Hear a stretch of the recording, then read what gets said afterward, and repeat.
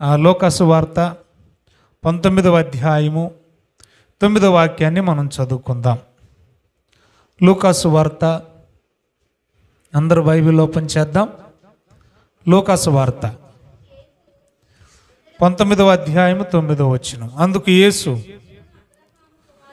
ఇతడును అబ్రహాము కుమారుడే, ఎందుకంటే నేడు ఈ ఇంటికి రక్షణ వచ్చాను. చాలండి. పొట్టి చెక్కయ్య అని ఆయన గురించి చాలా వర్తమానాలు మనం వినుంటాం. నాకు ముందు ఉన్న దైవజనులు కానీ, నేను కాకుండా ఇంకెవరైనా కానీ, మరి ఎవరు చెప్పినా మీరు వినుంటారనే నేను అనుకుంటున్నాను.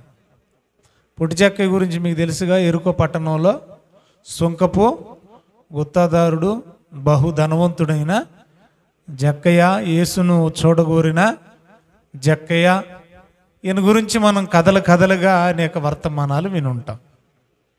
అయితే ఈరోజు నా అంశం ఏంటంటే, జక్కయ్య గురించి ఎవరైనా కూడా మంచోడని చెప్తారా చెప్పండి? తన జీవితం అంటే ప్రభువుని నమ్మిన తర్వాత జీవితం గురించి నేను మాట్లాడట్లేదు. యేసు ప్రభు ఆ మాట చెప్పే సమయానికి ముందు ఆయన బ్రతుకు ఏంటనేది మీరు ఆలోచిస్తే, ఆయన ఏమైనా మంచివాడా? మీకు తెలిసింది చెప్పండి. మంచివాడా? కాదు. మరి కానప్పుడు యేసు ప్రభు ఏంటి ఈ స్టేట్మెంట్ ఇచ్చాడు? ఇతను కూడా, ఇంగ్లీష్లో ఉంటుంది హీజ్ ఆల్సో అని ఉంటుంది, ఇతడును అని ఉంది చూడండి అక్కడ. ఇతడును ఎవరంట? అబ్రహాము కుమారుడే అన్నాడు. ఇతను కూడా అబ్రహాము కుమారుడేనా? అసలు ఎలా కంపేర్ చేశాడండి యేసు ప్రభు? ఇతని జీవితానికి అబ్రహాము జీవితానికి ఏమైనా సంబంధం ఉందా? మరి ఇతడు అబ్రహాము కుమారుడు ఎలాగవుతాడు? ఒకసారి ఈ పొట్టి చెక్కయ్య అని పిలుస్తున్నాం చూసారా? ఈయన వ్యక్తిగత నేపథ్యాన్ని మనం ఆలోచిద్దాం. ముందు ప్రభువుని ఎరుగక ముందు తన గత జీవితాన్ని మనం ఆలోచిస్తే 3 విధాలుగా.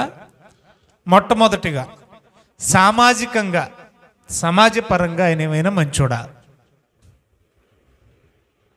రెండోది భౌతికంగా ఆయన ఏమైనా అందగాడా?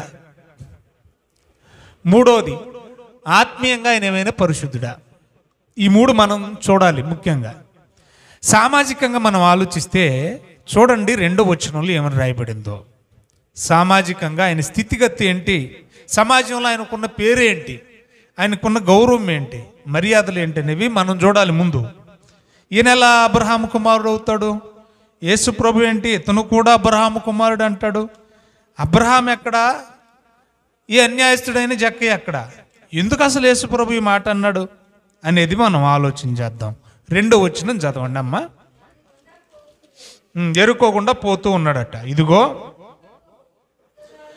సుంకపు గుత్తదారుడు ధనవంతుడునైన జక్కయ్య అని ఉంది. ఒకసారి ఆగుదాం అక్కడ. సుంకపు గుత్తదారుడు అంటే ఏమ్మా? మనం ట్యాక్స్ కలెక్టర్ అనే విన్నాం. గవర్నమెంట్ ఎంప్లాయ్ అనే పదాలు కూడా మనం వినుంటాం. ట్యాక్స్ కలెక్టర్ అందరూ గవర్నమెంట్ ఎంప్లాయీలు కాదు.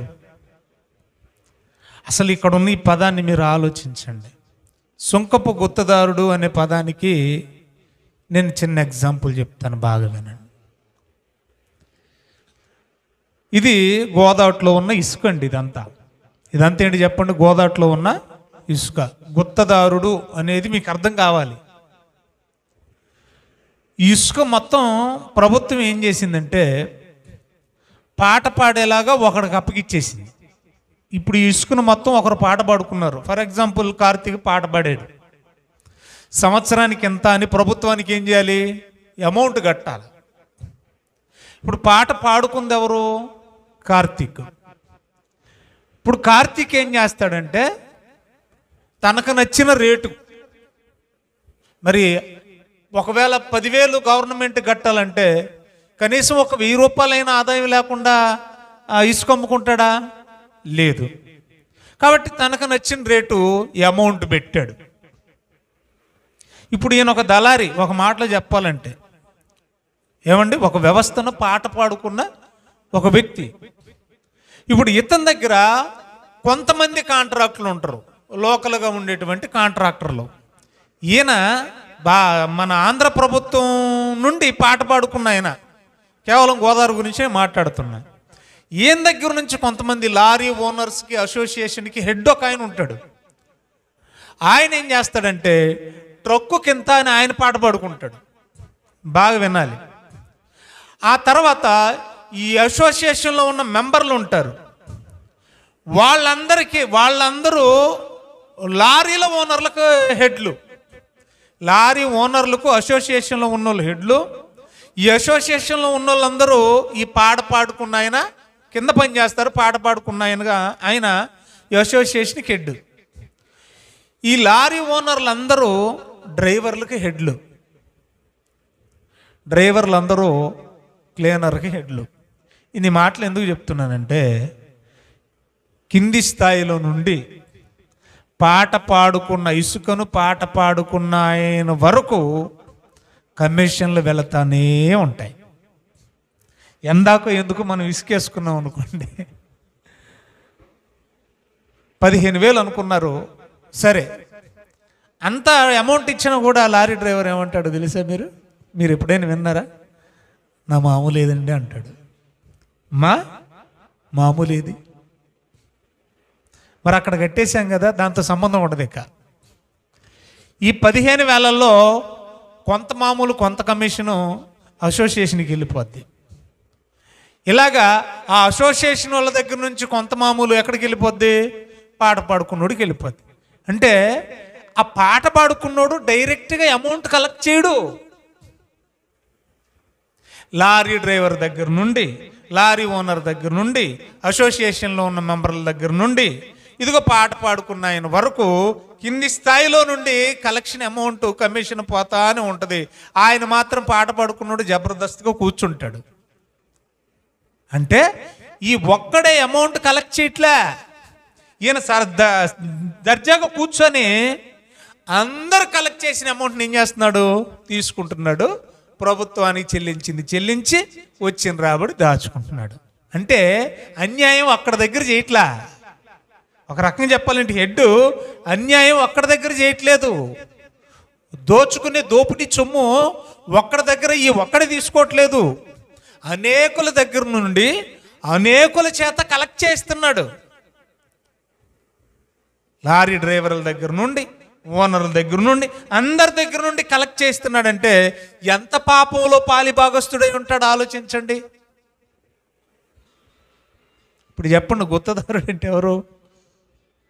ఏమండి, ఒక వ్యవస్థను లేదా ఒక పనిని పాట పాడుకున్న ఏమంటారు? గుత్తకు తీసుకున్నాం అంటారు. అంటే అర్థం ఏంటి? ఏమండి, ఇదిగో ఇన్ని సంవత్సరాలు దీన్ని గుత్తకు తీసుకున్నాం, ఇన్ని పంటలకి దీన్ని గుత్తకు తీసుకున్నాం అంటే అర్థం ఏంటి? కాంట్రాక్ట్ మాట్లాడుకున్నారు.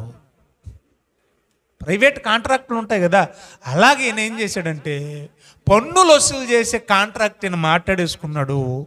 అలా మాట్లాడుకున్న హెడ్ ఈయన. ఓన్లీ ట్యాక్స్ కలెక్టర్ కాదు, కిందనున్న వాళ్ళు చాలామంది ఉన్నారు, వీళ్ళందరూ కలెక్ట్ చేసుకొచ్చి ఈయనకి ఇస్తారు. ఈయన హెడ్. అంటే ఎంత పాపంలో పాలిభాగస్తుడు ఆలోచించండి. సమాజంలో అయినా మంచి పేరుంది ఆయనకి. ఏమ్మా, నేను అందరి దగ్గర దోచుకునేవాడిని అనుకోండి, నన్ను ఏమైనా మంచిగా భావిస్తారా? మీరు నన్ను మంచోడు అంటారా? లంచం లేకుండా ఏ పని చేయడండి, నేను కమిషన్ లేకుండా ఏ పని చేయడండి, పేరు క్రైస్తవుడండి, క్రైస్తవులు వెళ్ళినా కూడా సానుభూతి చూపడండి, ప్రేమ చూపడండి అంటారంటారా? డిపార్ట్మెంట్లో కూడా క్రైస్తవ ఆఫీసర్లు ఉంటారు కదా, రకరకాల డిపార్ట్మెంట్లు ఉన్నాయి. సో లంచం వెలుబడి చేస్తుంది, అవినీతి వెలుబడి చేస్తుంది. అలాంటి ఒక అవినీతి పరుడు ఈ జక్కయ్య. సామాజికంగా ఆయనకున్న గౌరవం అది. ఎలాంటి వాడు? అబ్రహాము కుమారుడు. యేసుప్రభు ఏంటి? ఇతడును అబ్రహాము కుమారుడు అంటాడేంటి? ఎలాగవుతాడు? రెండోది ఆలోచించండి. భౌతికంగా ఇతని ఎలాంటి వాడని రాయబడింది అక్కడే 3వ వచనంలో. 3వ వచనం చదవండి దయచేసి. యేసు ఎవరో అని చూడగోరెను గాని పొట్టివాడైనందున అని ఉంది అక్కడ. భౌతికంగా ఈయన పొజిషన్ ఏంటంట? పొట్టుడు. మీరేమంటారు ఈ పొట్టోళ్ళని? ఇక్కడ ఈ భాష ఏమంటారు ఏమ్మా?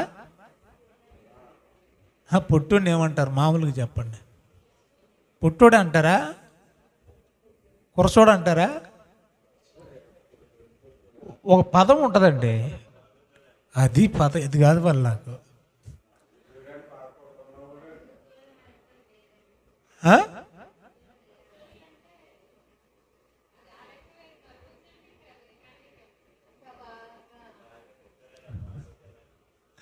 అంటే అందరూ సామాన్యమైన మనుషులుండి ఎత్తులేడు. ఉంటే యేసుప్రభుని చూసేవాడు. అసలు ఒకటి ఆలోచించండి, పొట్టివాడు అని బైబిల్లో ట్రాన్స్లేట్ చేసినా చెట్టెక్కి చూసే అంత పొట్టోడు అంటే ఇంక ఏ స్థాయిలో ఉండి ఉంటాడు? చెట్టెక్కితే కానీ కనపడ్డా యేసుప్రభు? అయితే చాలా పొట్టివాడే. సాధారణంగా ఈ పొట్టోళ్ళు ఎక్కడ ఉంటారు? సర్కస్లో ఉంటారు, జోకర్లుగా ఉంటారు. ఇలాంటి వాళ్ళకంటే శారీరకంగా పొట్టిగా ఉన్న వాళ్ళని సమాజం ఎలా చూస్తుంది? హేళనగా చూస్తుంది కదా, నవ్వులాటగా చూస్తుంది. గౌరవంగా ఏమన్నా చూస్తుందా? అంటే శరీరపరంగా కూడా ఆయనకి సరి అయిన గౌరవం లేదు. మూడోది, ఆత్మీయంగా ఆయన గురించి ఆలోచిస్తే అక్కడ 7వ వచనంలో ఏమని రాశాడో చూడండి దయచేసి. అందరూ అది చూసి ఈయన పాపి అయిన మనిషిని యొద్దకి ఎందుకు వెళ్ళాడు అని యేసు ప్రభు గురించి మాట్లాడుకుంటున్నారు. అంటే పాపి అయిన మనిషి దగ్గరికి వెళ్ళాడంటే ఇంతకీ ఇక్కడ పాపి ఎవరు? అది ఆత్మీయంగా ఈయన పరిస్థితి ఏంటి? పాపి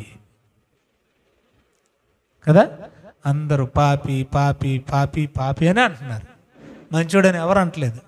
అక్కడ ఉన్న జనసమూహం అన్న మాట ఏమంటున్నారు ఏమండి? అది చూసి జనసమూహం ఏమంటున్నారట? పాపి అయిన మనుషుడు.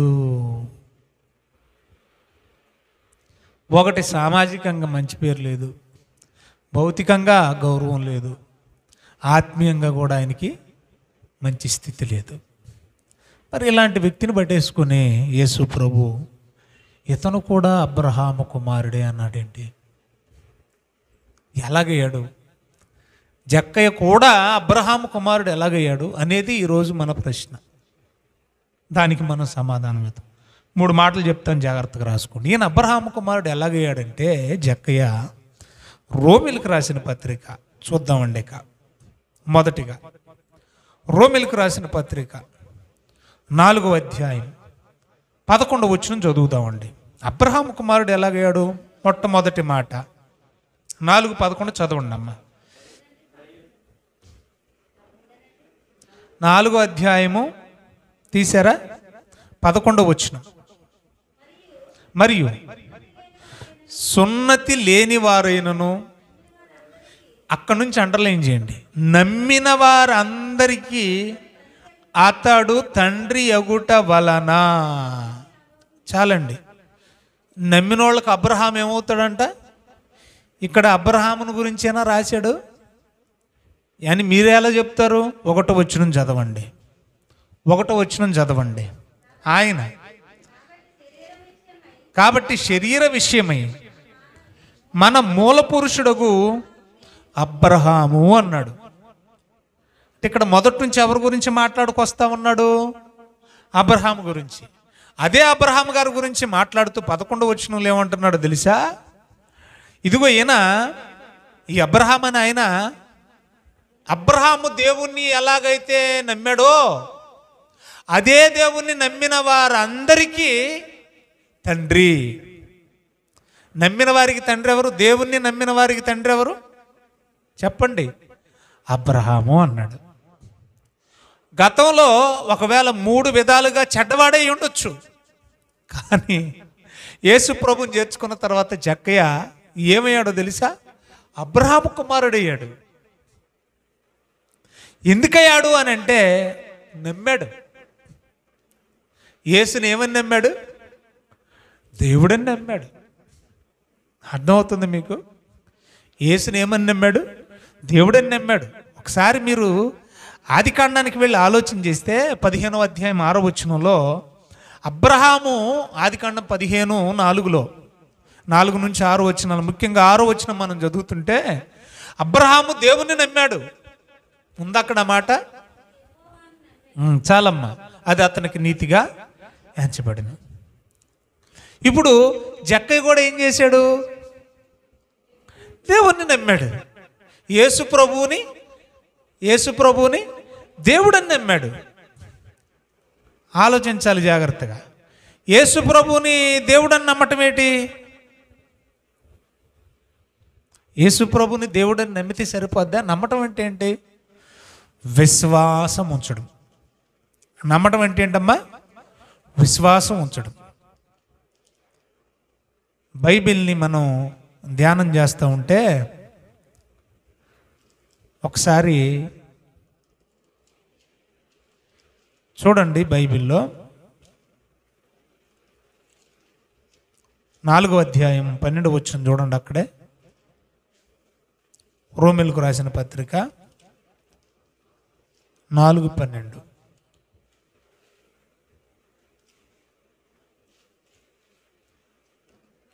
మరియు సున్నతి గల వారికి తండ్రి అగుటకు అనగా సున్నతి మాత్రము పొందినవారు గాక మన తండ్రి అయిన అబ్రహాము సున్నతి పొందక మునుపు అతనికి కలిగిన విశ్వాసము యొక్క, అక్కడి నుంచి చూడండి, అబ్రహాముకు కలిగిన విశ్వాసము యొక్క అడుగుజాడలను బట్టి నడుచుకొని వారందరికీ తండ్రి అయ్యాడంట. బాగా వినాలి. అబ్రహాము నమ్మిన దేవుణ్ణి నమ్మడం వల్ల చెప్పండి, జక్క ఏమవుతాడు? అబ్రహాముకి కుమారుడు. అబ్రహాము జక్కయ్యకి ఏమవుతాడు? తండ్రి. ఆయన కూడా విన్నాడు కదండి. ఆయన ఉత్తి పుణ్యానికి నమ్మలేదు. ఈయన ఎవరో చూద్దాం అనుకున్నాడంటే ఆయన గురించి ముందుగానే ఏం చేశాడు? కథలుగా విన్నాడు, కళ్ళారా చూశాడు. చూసిన తర్వాత ఏం చేశాడు? నమ్మాడు కాబట్టి ఇంట్లోకి చేర్చుకున్నాడు. ఒక వ్యక్తిని నమ్మకుండా మనం ఇంట్లోకి రాణిస్తామా? రైట్, నమ్మాడు అనడానికి రుజువులు కూడా చెప్తాను, కంగారు పడద్దు. రెండోది, ఇతను కూడా అబ్రహాము కుమారుడే అని ఎందుకన్నాడంటే అబ్రహాము కలిగి ఉన్న విశ్వాసము యొక్క అడుగుజాడల్లో నడిచే వాళ్ళందరూ అబ్రహాము పిల్లలే. ఇప్పుడు అబ్రహాముకున్న విశ్వాసానికి జక్కయ్యకున్న విశ్వాసానికి టాలీ చేయాలి మనం. సింక్ అయిందనుకో అబ్రహాము కుమారుడే, సింక్ అవ్వలేదంటే అబ్రహాము కుమారుడు కాదు. యేసు ప్రభు అన్నాడు అబ్రహాము కుమారుడు, ఇతను కూడా అబ్రహాము కుమారుడు అన్నాడంటే అయితే ఆయన విశ్వాసపు అడుగుజాడల్లో ఈయన కూడా ఏం చేసి ఉంటాడు? నడిచి ఉండాలా, లేకపోతే ఎందుకు అవుతాడండి? ఏంటి ఆయనకున్న విశ్వాసం? అబ్రహాముకున్న విశ్వాసాన్ని చూద్దాం. ముందు 18వ అధ్యాయం ఆదికాండం తీశారా? 3వ వచనం చదవండి. సింధూర వనంలో మెట్ట మధ్యాహ్నం ఎండవేళ చెట్టు కింద కూర్చొని గుడారపు ద్వారం యొద్ద ఏం చేస్తున్నాడో చూడండి. అలా చూసాడట. చూస్తే వాస్తవంగా అక్కడ వస్తుంది ఎవరు? ఆయన దగ్గరికి. ఆ మార్గం గుండా వెళుతుంది ఎవరు? ఆ మార్గం గుండా వస్తుంది ఎవరు? దేవదూతలు. అయితే ఇక్కడ ఏమని సంబోధిస్తున్నాడు? చదవండి. ప్రభువా అన్నాడు. చాలమ్మా. ఏమని గుర్తించాడు వారిని? ప్రభు పక్షాన పంపబడిన ప్రతినిధులు. వాళ్ళు వచ్చారంటే దేవుడు వచ్చినట్టే. వాళ్ళు వచ్చారంటే ఎవరుగా భావిస్తున్నాడు ఇక్కడ అబ్రహాము? దేవుడు నన్ను దర్శించాడు అంటే దేవుడు పంపిన ప్రతినిధులను దేవుడని గుర్తించారు. ఇదే విషయాన్ని మీరు జక్కయ్య దగ్గరికి వెళితే, జక్కయ్య దిగిరమ్ము, నేడు నేను నీ ఇంట బస చేయనుండవలసి ఉన్నది అనగానే అతను కూడా ప్రభువును గుర్తించాడు. ప్రభు అని ఏమండి? ప్రభువుని గుర్తించాడా లేదా? ఒకసారి ఆ సందర్భాన్ని చూడండి బైబిల్లో. లూకాసు వార్త 19వ అధ్యాయం మనం చూస్తే 8వ వచనం. 8వ వచనం చూడండి. అందరి మధ్యలో నిలబడి ఏమన్నాడు చూడండి. ప్రభువా అంటున్నాడు. అబ్రహాము దేవుణ్ణి, దైవత్వాన్ని గుర్తించాడు, దేవుని కార్యాన్ని, దేవుని సన్నిధిని, దేవుని ప్రసన్నతను. అదే పరిస్థితి ఈయన కూడా గుర్తించాడు, జక్కయ్య కూడా. ఒకటి. రెండోది, మనం 2వ వచనాన్ని మనం చూస్తే అక్కడే చూడండి దయచేసి. ఆదికాండం 18వ అధ్యాయము 2వ వచనంలో, వచ్చేవారిని చేర్చుకొనుటకు ఏం చేశాడంటే పరుగెత్తుకుంటూ వెళ్ళాడట. అబ్రహాం ఏం చేశాడంట? వచ్చేవారిని చేర్చుకోవడానికి, దేవుని పక్షాన్ని వచ్చేవారిని చేర్చుకోవడానికి ఏం చేశాడంట? పరుగెత్తుకుంటూ వెళ్ళిపోయాడట. ఏమండి, మనకుంటుంది ఈ ఆసక్తి? ఎవరన్నా మన ఇంటికి వస్తే ఖర్చే కదా అని భయపడతాం మనం. చుట్టాలు వస్తున్నారంటే భయం మనకి. పరుగెత్తుకుంటూ వెళ్ళాడంట. అంటే దేవుణ్ణి చేర్చుకోవడానికి అస్సలు హెజిటేట్ చేయలేదు. ఇదే పరిస్థితి మీరు ఆలోచించండి. చాలామంది దేవుని చేర్చుకోవడానికి ఇష్టపడరండి. ఎందుకంటే దేవుణ్ణి అంగీకరిస్తే, గతంలో కూడా చెప్పాను నేను ఆర్జీవి గురించి, దేవుణ్ణి అంగీకరిస్తే పాపం చేయకుండా ఉండాలేమో. పాపం మానలేక దేన్ని ఏది వద్దనుకుంటున్నారు? దేవుణ్ణే వద్దనుకుంటున్నారు. దేవుణ్ణి అంగీకరిస్తే ఏం చేయకుండా ఉండాలి? పాపం చేయకుండా ఉండాలి. పాపం చేయకుండా ఉండలేము. ఇప్పుడు ఏదైతే వద్దంటే సరిపోద్ది, దేవుడు వద్దంటే సరిపోద్ది. వీళ్ళు దేవుణ్ణి అంగీకరిస్తున్నారంటే ఏమండి, ఎంత భక్తి పరులో ఆలోచించండి. ఇంకా ఏమైనా లోటుపాట్లు ఉంటే దేవుడు వచ్చి చెప్తాడు, దిద్దుకోవచ్చని. అలాంటి మంచి మనసు కలిగి ఈయన కూడా యేసుని చేర్చుకోవడానికి ఏం చేశాడో చూడండి దయచేసి. పరిగెత్తి అని ఉంటుంది. జక్కయ్య విషయం కూడా మీరు ఆలోచిస్తే 19వ అధ్యాయంలో మీరు చదివితే ఆయన కూడా ఏం చేశాడు? 4వ వచనం, అప్పుడు యేసు ఆ త్రోవను రాని ఉండెను గనుక అతడు ముందుగా పరిగెత్తి అని అందు చూడండి. అబ్రహాం పరిగెత్తాడు. విశ్వాస పరిమాణం గురించి నేను మాట్లాడుతున్నాను. నేను విశ్వాసము యొక్క అడుగుజాడల గురించి నేను మాట్లాడుతున్నాను. అదే విశ్వాసపు తాలూకు నడవడికి జక్కయ్యలో కనపడుతున్నది. ఉత్తిపుణ్యానికి ఇతడు కూడా అబ్రహాం కుమారుడు అనలే. ఆయనకి ఆసక్తి కనపడుతుంది ప్రభు పట్ల చేర్చుకోవడానికి. ఈయనకు కూడా, జక్కయ్య కూడా గతంలో పాపిష్టుడు అయి ఉండొచ్చు, మంచివాడు కాకపోయి ఉండొచ్చు.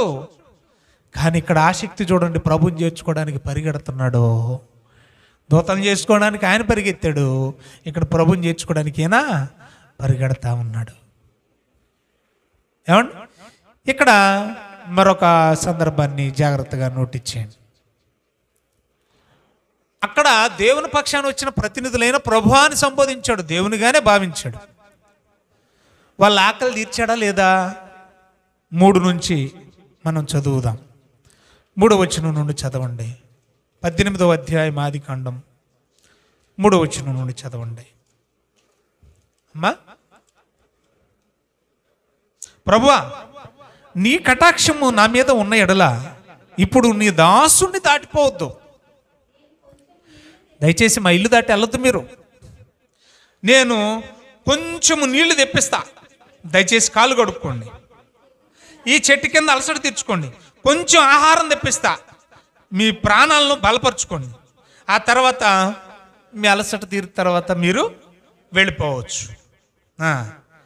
ఇందు నిమిత్తమే కదా మీ దాసుని యొద్దకి. అంటే ఆయనకు అర్థమైపోయింది ఏంటంటే, దేవుని ఆకలి నా ద్వారా తీర్చుకోవాలనుకుంటున్నాడు. దేవుడు తన ఆకలి ఎవరి ద్వారా ఇందు నిమిత్తమే కదా నా దగ్గరకు వచ్చామంటున్నాడు. చూడండి, అంటే ఆకలితో అబ్రహాము దగ్గరకు వచ్చారంటే ఆకలి తీర్చే శక్తి ఎవరికి ఉంది? అబ్రహాముకు ఉందని కదా. ఆకలి తీర్చే ఆసక్తి ఎవరికి ఉంది? అబ్రహాముకు ఉందని కదా. ఇదే ఆసక్తి ఎవరిలో మనకు కనపడుతుంది? ఏమండి,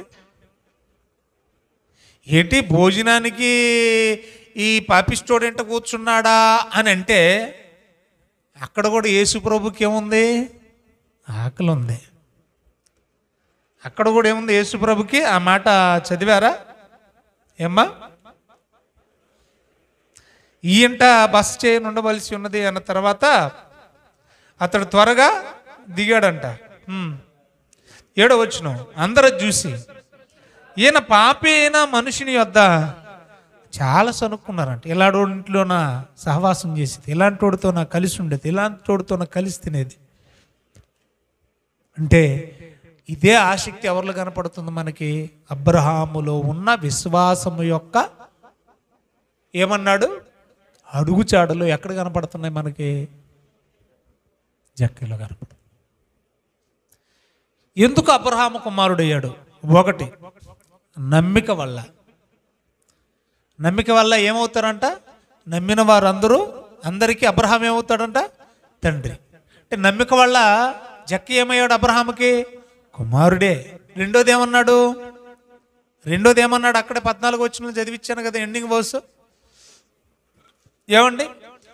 అబ్రహాముకున్న విశ్వాసము యొక్క అడుగుజాడల్లో నడిచే ప్రతి వాళ్ళందరికీ, అబ్రహాము విశ్వాసపు అడుగుజాడల్లో నడిచే ప్రతి వాళ్ళకి అబ్రహాం ఏమవుతాడు అంటే, అబ్రహాము విశ్వాసప్పుడు అడుగుజాడలు ఎవరు కూడా నడిచారు? జక్కయ్య కూడా నడిచాడు. కాబట్టి అబ్రహాముకి ఏమవుతాడు? జక్కయ్య కుమారుడయ్యాడు. 3వ మాట జాగ్రత్తగా మీరు నోటీస్ చేసేదానికి ముందు, ఇతను కూడా అబ్రహాము కుమారుడే ఎందుకయ్యాడు అనే విషయాన్ని మనం ఆలోచిస్తే, 19వ అధ్యాయం 9వ వచనం, లోకాసు వార్త మన టెక్స్ట్కి రండి ముగించుకుందాం. 19వ అధ్యాయము 9వ వచనం చదువుమా. అందుకేసు ఇతడును అబ్రహాము కుమారుడే. ఆగుదాం అక్కడ. 3వ మాట ఇది, మళ్ళీ రిపీట్ చేస్తున్నాను. దేవుణ్ణి నమ్మిన వారందరికీ విశ్వాసమును బట్టి తండ్రి అగుటకు అబ్రహాము తండ్రి అయ్యాడు. సో విశ్వాసాన్ని బట్టి, నమ్మికను బట్టి జక్కయ్య కూడా ఏమయ్యాడు? అబ్రహాము తండ్రి అయ్యాడు.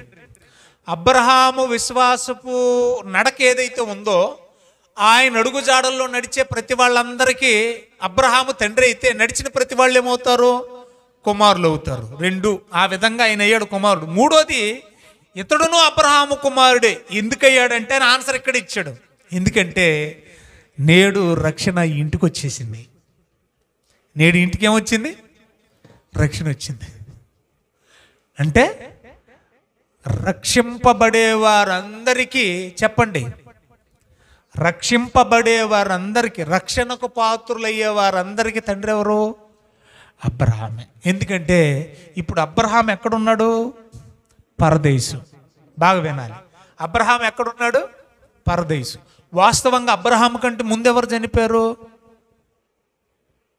చెప్పండి. నీతిమంతుడైన హేబేలు చనిపోలేదా?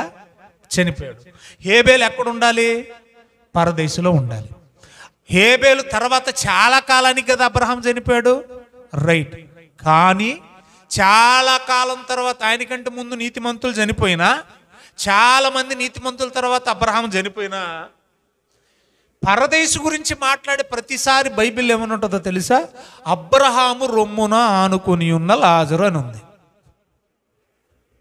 అంటే అబ్రహామును అక్కడ ఎందుకు హైలైట్ చేస్తున్నారంటే, విశ్రాంతి పొందే వాళ్ళందరూ రక్షించబడ్డోళ్ళు అయితే, విశ్రాంతి పొందే వాళ్ళందరూ మారు మనసు పొందిన వాళ్ళైతే, విశ్రాంతిలోకి వెళ్ళే వాళ్ళందరూ నీతిమంతులైతే, వాళ్ళు ఉండే స్థలానికి కూడా హెడ్ని ఎవరిని పెట్టాడు? అబ్రహాము అన్నాడు. అందుకనే రక్షించబడే ప్రతి వ్యక్తికి తండ్రి ఎవరట? అబ్రహాం. రక్షణకు మూలం ఏంటనేది ముందు మనకు తెలియాలి. దేన్ని బట్టి రక్షణ? విశ్వాసము ద్వారా. రక్షణ ఎలాగొస్తుంది? వినుట వలన విశ్వాసం. విశ్వసించిన వాడేమవుతాడు? విశ్వసించిన వాడే రక్షించబడతాడు. విశ్వసించడం అంటే ఏంటి? ఏమండి, విశ్వసించడం అంటే ఏంటి? సింపుల్గా చెప్తానండి. విశ్వాసం గురించి మనం చాలాసార్లు హెబ్రీయులకు రాసిన పత్రిక 11వ అధ్యాయం 1వ వచనంలో నిరీక్షింపబడు వాటి యొక్క నిజస్వరూపమే విశ్వాసం అని చదువుకున్నాం. అంటే భవిష్యత్తులో జరుగుద్ది, ఒక విషయం భవిష్యత్తులో జరుగుద్ది, దానికోసం ఎదురు చూడటమే, నిరీక్షించడమే ఏంటి? విశ్వాసం. అది జరుగుద్ది అని ఖచ్చితంగా బలంగా నమ్మి దానికోసం జరిగేంత వరకు ఎదురు చూడటమే ఏంటట? విశ్వాసం. అంటే ఎదురు చూపు అనేది క్రియ కాదా? క్రియ. అంటే విశ్వాసం దేంతో ముడిపడి ఉంది? క్రియతో ముడిపడింది. అందుకన్నాడు క్రియలు లేని విశ్వాసం మృతం. అంటే ఇక్కడ జక్కయ్య కూడా చేసిన క్రియ ఆయన రక్షణకు కారణమైంది. జక్కయ్యలో క్రియలు దేనికి కారణమయ్యాయి? విశ్వాసంతో కూడిన క్రియలు రక్షణకు కారణమయ్యాయి. అది ఎలాగా అని మనం ఆలోచిస్తే అబ్రహాం దగ్గరికి వెళదాం. ఆయన క్రియలు చూద్దాం, జక్కయ్య క్రియలు చూద్దాం. నువ్వు బాగా ప్రాధాన్యతనిచ్చేది, అబ్రహాంతో మాట్లాడుతున్నాడు దేవుడు, నువ్వు బాగా దేనికైతే ప్రాధాన్యతనిస్తున్నావో, నువ్వు బాగా దేన్నైతే ఇష్టపడుతున్నావో, నువ్వు బాగా దేన్నైతే ప్రేమిస్తున్నావో అది నాకు బలిపీఠం మీద బలిచ్చేయమన్నాడు. పాయింట్ నోట్ ఇచ్చేయాలి వాస్తవంగా దీన్ని. నీవు బాగా ప్రాధాన్యత విలువనిచ్చేదాన్ని, ప్రేమించేదాన్ని నాకేం చేయాలి? బలిచ్చే అన్నాడు. దేవుడు మరలా తిరిగిస్తాడు. బాగా వినాలి, నాకు అవసరమైతే దేవుడు కోరింది ఇవ్వాలా. విశ్వాసం అంటే ఏంటి చెప్తున్నాను, జాగ్రత్తగా వినాలి విశ్వాసులారా. విశ్వాసం అంటే ఏదో నీళ్ళలో మునిగేసాం, బాప్తిసం అయిపోయింది, నేను విశ్వాసం అనుకుంటే పొరపాటు. దేవుడు కోరినది దేవునికి బలి చేయాలి. ఏమండి, నేను ఇక్కడ రాసుకున్నాను, దేవుడికి ఇష్టం లేనిది ఏదైనా విడిచిపెట్టడం విశ్వాసం. దేవునికి ఇష్టం లేని దాన్ని విడిచిపెట్టాలి, దానికోసం మనం కష్టపడాలి.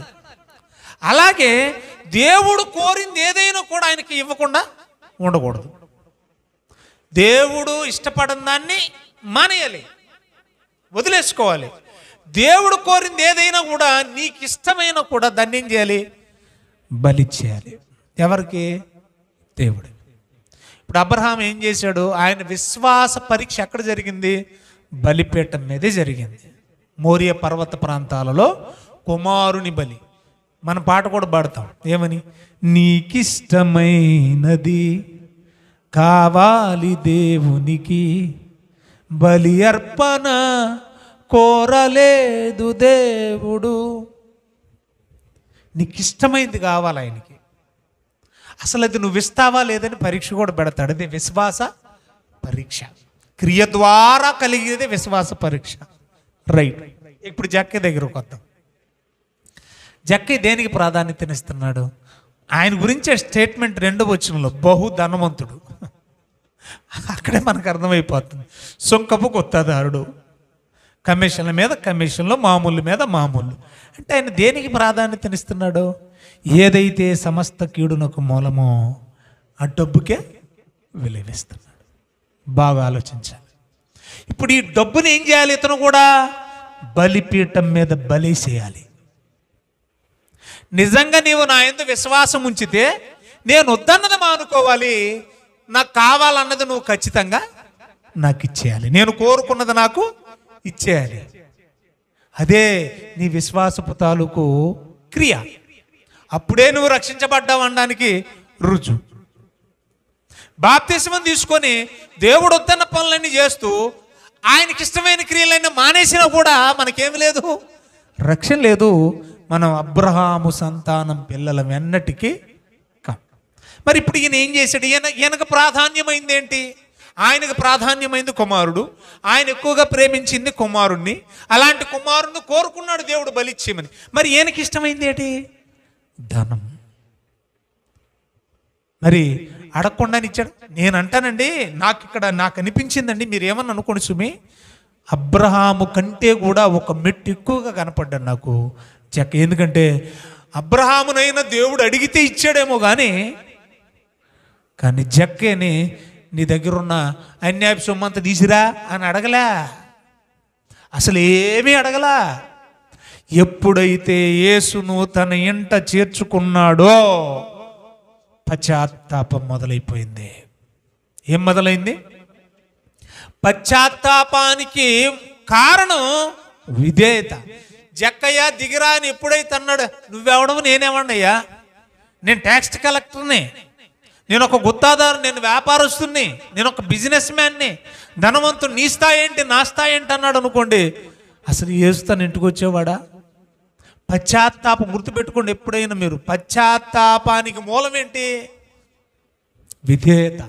ఎప్పుడైతే మనం విధేయత చూపిస్తామో ఆటోమేటిక్గా ఏం కలుగుద్ది మనలో? పశ్చాత్తాపం. ఎప్పుడైతే మనలో పశ్చాత్తాపం కలుగుద్దో వెంటనే ఏం చేస్తాం తెలుసా? పాపాలు ఒప్పేసుకుంటాం.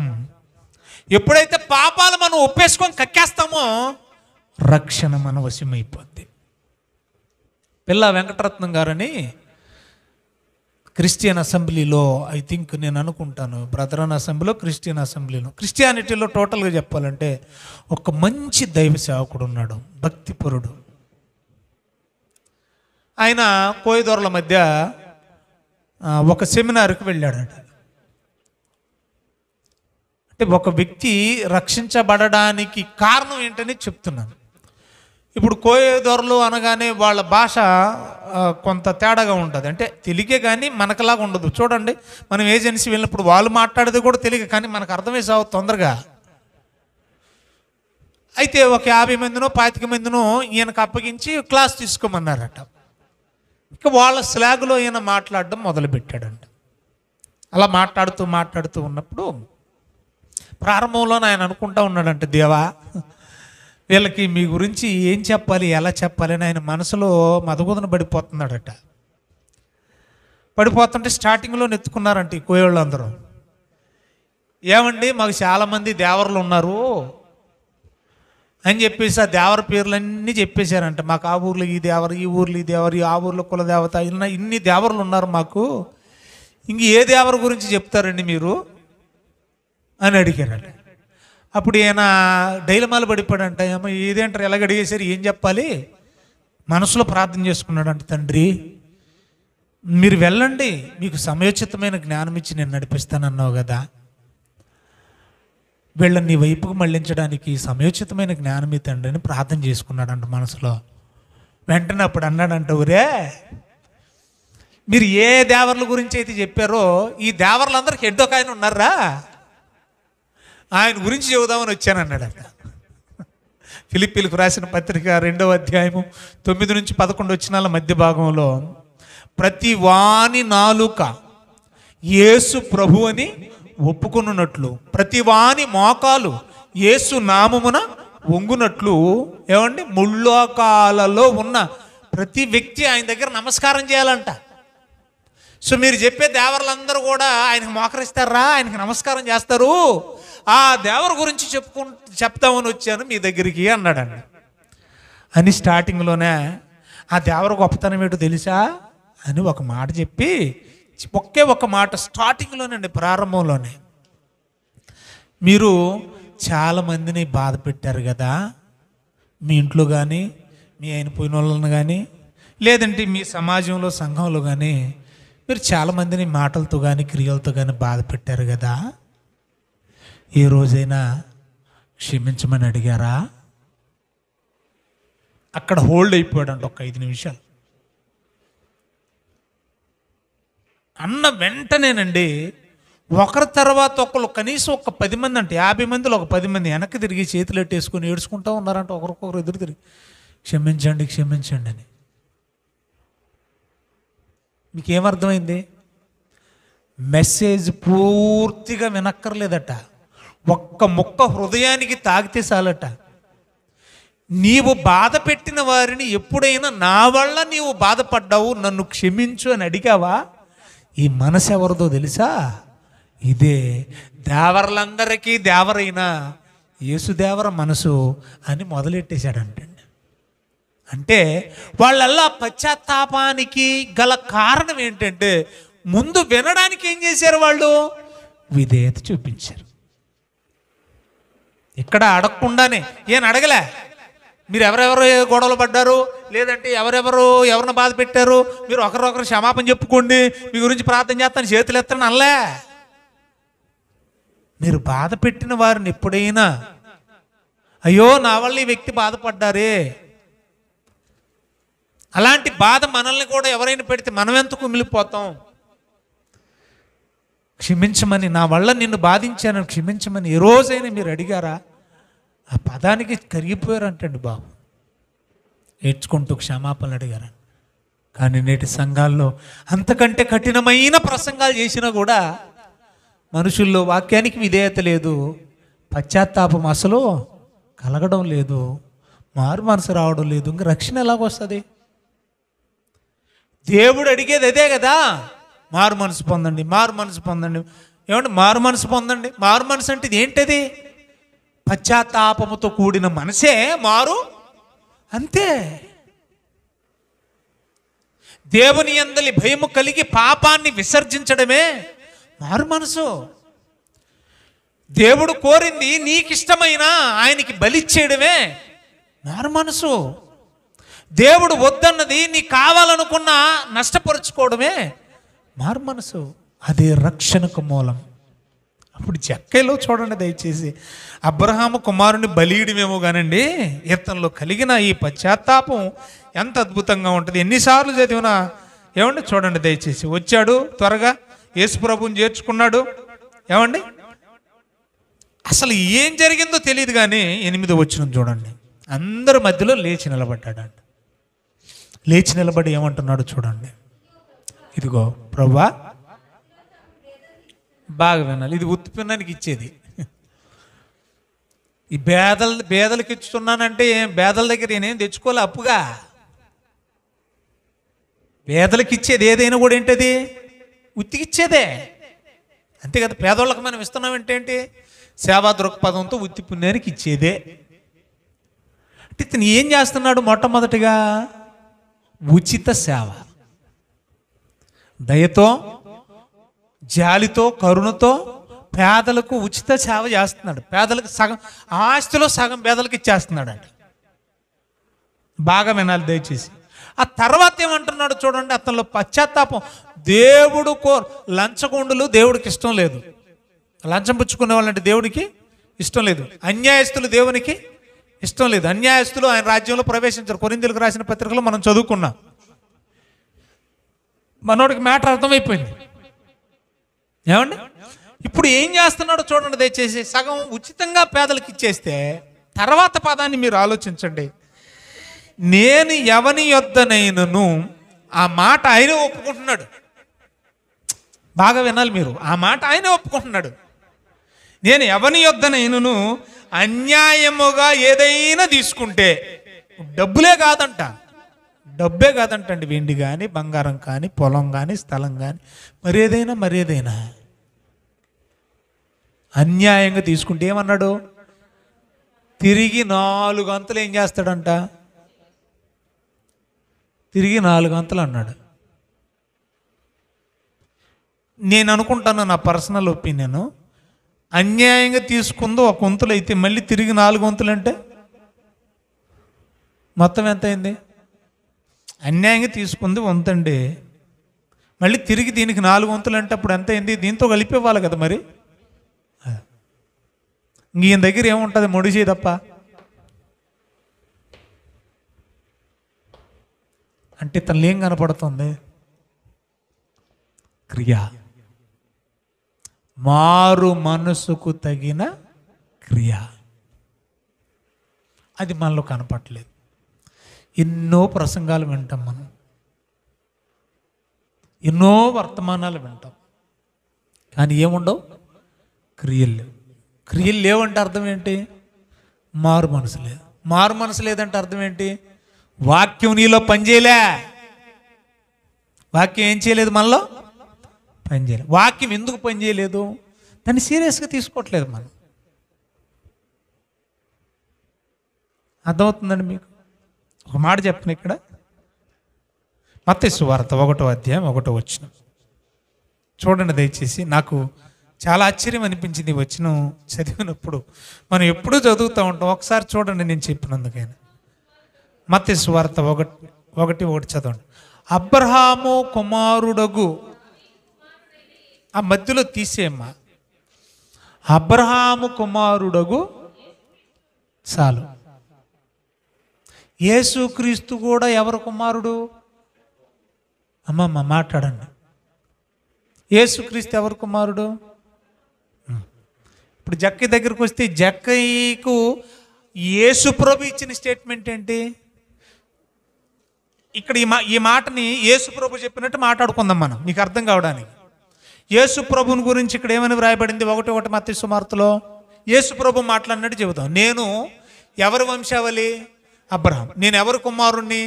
నేను అబ్రహాము కుమారుణ్ణి. యేసుప్రభు మాట్లాడితే ఎలాగుంటుంది? 1:1 వచనంలో, మత్తయి 1:1, నేను అబ్రహాము కుమారుణ్ణి. ఇప్పుడు యేసు ప్రభు 19వ అధ్యాయం 9వ వచనంలో జక్కనేమన్నాడు? ఇతను కూడా అబ్రహాము. అంటే జక్కయ్యని ఎలా చూస్తున్నాడు అబ్రహాము? యేసు ప్రభు జక్కయ్యని ఎలా చూస్తున్నాడు యేసు ప్రభు? యేసు ప్రభుతో సమానంగా చూశాడు. మీరు ఒక్కసారి ఆలోచించండి. యేసు ప్రభు ఎక్కడ, జక్కయ్య ఎక్కడ? ఇతడు కూడా అబ్రహాము కుమారుడే అన్నాడంటే అసలు ఇతడు కూడా అని చెబుతున్న ఆయన ఎవరు? ఆయన అబ్రహాము కుమారుడు యేసు ప్రభు. మత్తయి సువార్త 1:1 ప్రకారం ఏంటి? ఈయన అబ్రహాము కుమారుడే. ఈయన ఏమంటున్నాడు? నేను అబ్రహాము కుమారుడినే, ఇతను కూడా అబ్రహాము కుమారుడే అంటున్నాడంటే ఏ స్థాయిలో చూస్తున్నాడు? తప్పు నొప్పుకొని మారు మనసు పొంది పశ్చాత్తాపడ్డ ఒక వ్యక్తిని యేసు ప్రభు ఎలా చూస్తున్నాడు? తనతో సమానంగా చూస్తున్నాడంట. అందుకంటాడు రోమిలకు రాసిన పత్రికలో, మీరు కూడా క్రీస్తు తోడి వారసులు అన్నాడు. ఏమండి? నా కింద వారసులు, నా బానిస వారసులు అనలేదు. మనల్ని కూడా యేసుప్రభు ఏ స్థాయిలో చూస్తున్నాడు? మనం నిజంగా మారితేనండి ఆయనతో సమానంగా చూస్తున్నాడంట. ఆయన తోడి మనల్ని కూడా పరలోకానికి ఏం చేశాడు? ఆయన తోడి అంటే సమానమైన వారసత్వాన్ని దేవుడు మనకి ఇస్తున్నాడండి. ఇది ఎలా సాధ్యం అంటే యేసుక్రీస్తు ద్వారా కలిగిన పాపక్షమాపణ వల్ల పశ్చాత్తాపముతోనే సాధ్యమని మనం చాలాసార్లు బైబిల్లో చదువుకున్నాం. చూడండి, దయచేసి ఈ మాట మనం చదువుతూ ఉన్నప్పుడు 19:9 ప్రార్థన చేసుకుందాం. జక్కిని చూసి ఏమంటున్నాడు చూడండి. అందుకు యేసు, ఇతడును అబ్రహాము కుమారుడే. చాలండి.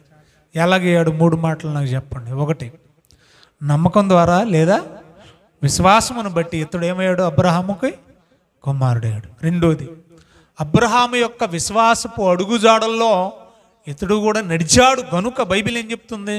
అబ్రహాము అడుగుజాడల్లో నడిచే ప్రతి వాళ్ళకి అబ్రహాం ఏమవుతాడు? తండ్రి అవుతాడు.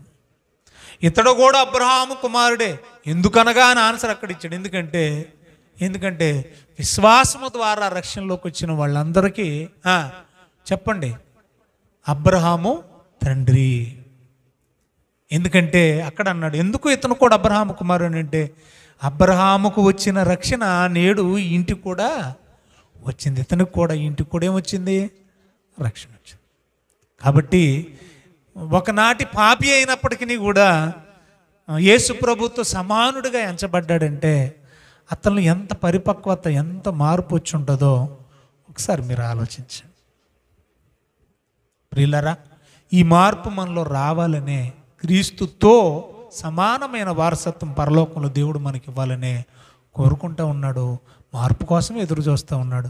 పేతురు రాసిన పత్రికలో మనం చూసాం చాలాసార్లు, అంతటా అందరూ మారు మనసు పొందాలి, ఏ ఒక్కరు నశించడం ఆయనకి ఇష్టం లేదంట. అందుకని ఏం చేస్తున్నాడు? దీర్ఘశాంతంతో ఎదురు చూస్తున్నాడు. ఆయన శాంతాన్ని మనం అదునుకు తీసుకొని ఇష్టానుసారంగా జీవించకుండా దేవునికి ప్రీతికరమైన పాత్రలుగా మార్చబడాలని, మారు మనసు పొందాలని, ఇష్టలుగా బ్రతకాలని కోరుకుంటూ నా మాటలు ముగిస్తున్నాను. కళ్ళు మూసుకుని తల్ల వంచండి, ప్రార్థన చేసుకుందాం. చెప్పబడిన వాక్యం ఫలించినట్లుగా క్లుప్తంగా మీలో ఒకరు ప్రార్థించండి అమ్మా.